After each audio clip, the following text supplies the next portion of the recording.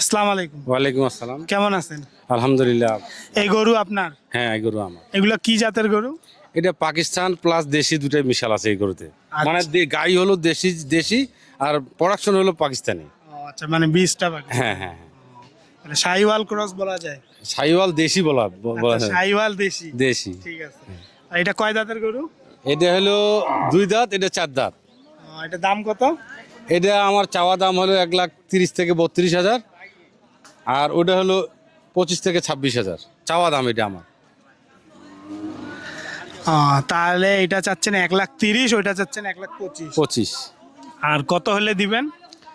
এটা 20-এর ভিতরে বা 20-এর উপরে এর মধ্যে দিয়ে দেবো। 20-এর নিচে দিবেন না? হাতে 1,000-2,000 কম বা 1,000 এরকমই দিয়ে দেবো, কারণ বাজার পরিস্থিতি খুব একটা ভালো না তো। তো এই গরুর দাম হচ্ছে চাওয়া দাম 1,30,000, 1,20,000 হলে ওনারা দিয়ে দিবে।